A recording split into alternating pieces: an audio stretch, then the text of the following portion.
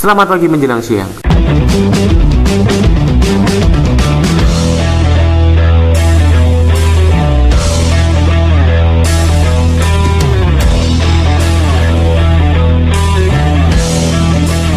Pada video kemarin sudah saya sampaikan cara reproduksi tumbuhan berbiji tertutup dan berbiji terbuka.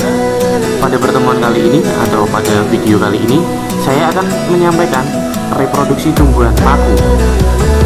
Tumbuhan ini banyak dijumpai di daerah tropis hingga daerah beriklim sedang. Tumbuhan paku atau nama latinnya Pteridophyta bereproduksi secara vegetatif dan generatif. Reproduksi secara vegetatif terjadi dengan pembentukan spora melalui pembelahan meiosis sel induk spora yang terdapat di dalam sporanium atau kotak spora. Spora akan tumbuh menjadi gametofit. Selain melalui pembentukan spora, reproduksi secara vegetatif juga dapat dilakukan dengan rizom. Rizom akan tumbuh menjalar dan membentuk tunas-tunas tumbuhan paku yang berkoloni atau bergerombol. Sedangkan reproduksi secara generatif terjadi melalui fertilisasi ovum oleh spermatozoid berflagel yang menghasilkan zigot. Zigot tersebut akan tumbuh menjadi sporofit.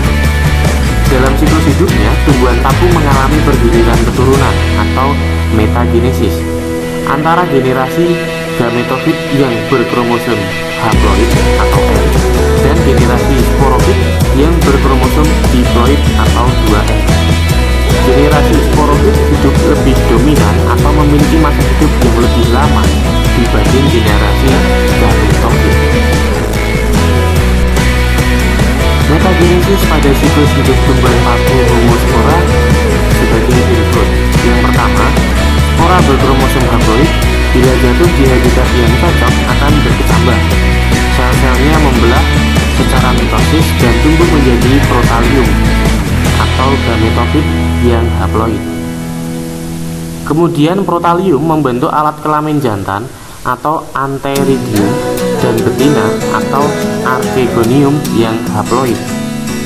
Kemudian antheridium menghasilkan spermatozoid berflagel dan archegonium menghasilkan ovum. Spermatozoid membuahi ovum di dalam archegonium dan menghasilkan zigot yang diploid. Zigot mengalami pembelahan secara mitosis dan tumbuh menjadi tumbuhan paku atau sporofit yang diploid. Sporofit atau tumbuhan paku dewasa menghasilkan sporofil atau daun penghasil spora. Kemudian sporofil memiliki sporanium. Di dalam sporanium terdapat sel induk spora berkromosom diploid. Sel induk spora mengalami pembelahan meiosis dan menghasilkan spora yang haploid. Dapat kalian simak di tabel berikut. Inilah siklus hidup tumbuhan paku homospora. Selanjutnya reproduksi tumbuhan lumut. Tumbuhan lumut, terkhusus lumut hati, memiliki reproduksi secara aseksual atau vegetatif yang dilakukan dengan pembentukan gemaikam atau piala tunas dan fragmentasi. Fragmentasi adalah pemutusan sebagian tubuhnya. Sedangkan reproduksi secara seksual melalui fertilisasi ovum oleh spermatozoid yang kemudian menghasilkan zigot. Zigot akan tumbuh menjadi sporofit. Sporofit memiliki umur pendek yaitu sekitar 3-6 bulan.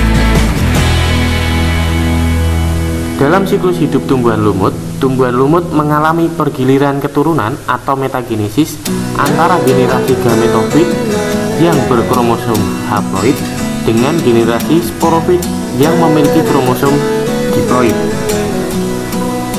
Bentuk lumut gametofit sering kita temukan karena gametofit lebih dominan dan mempunyai waktu hidup yang lama dibandingkan dengan bentuk sporofit. Pergiliran keturunan atau metagenesis pada siklus hidup lumut daun dapat digambarkan sebagai berikut. Yang pertama, spora berkromosom haploid yang jatuh di habitat yang cocok akan berkecambah. Sel-selnya membelah secara mitosis dan tumbuh menjadi protonema yang haploid. Selanjutnya protonema akan tumbuh menjadi gametofit atau tumbuhan lumut jantan dan betina yang haploid. Tumbuhan lumut yang sudah dewasa akan membentuk alat kelamin jantan yaitu antheridium, dan alat kelamin betina yaitu archegonium. Antheridium kemudian menghasilkan spermatozoid berflagel yang berkromosom haploid. Sedangkan archegonium menghasilkan ovum yang berkromosom haploid. Ovum memproduksi zat gula dan protein yang merangsang pergerakan spermatozoid menuju ovum. Pergerakan spermatozoid disebut dengan kemotaksis. Kemudian fertilisasi ovum oleh spermatozoid menghasilkan zigot yang memiliki kromosom diploid.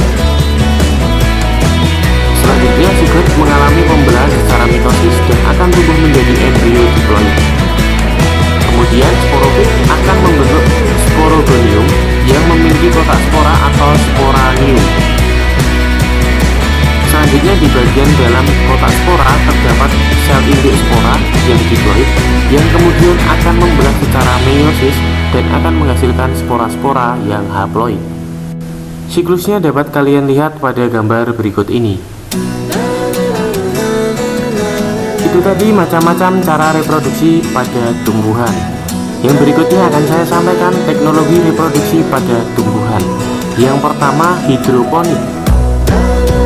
Hidroponik merupakan cara penanaman tumbuhan dengan menggunakan larutan nutrisi dan mineral dalam air dan tanpa menggunakan tanah.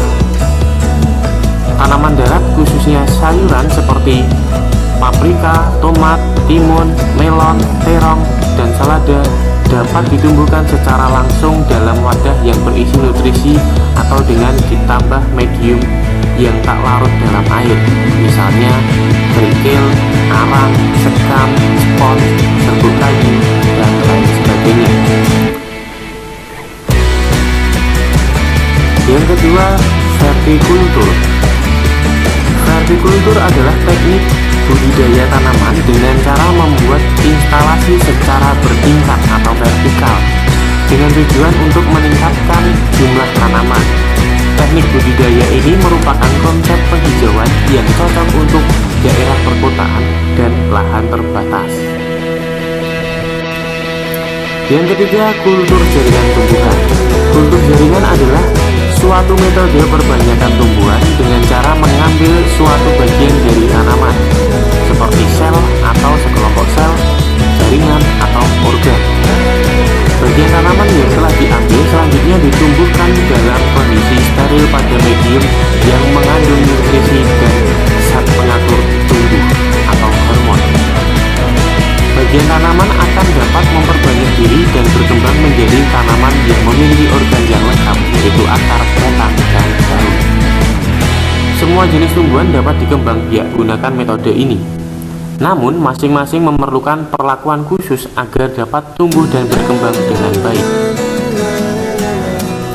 Terima kasih kalian sudah memperhatikan materi yang sudah saya berikan.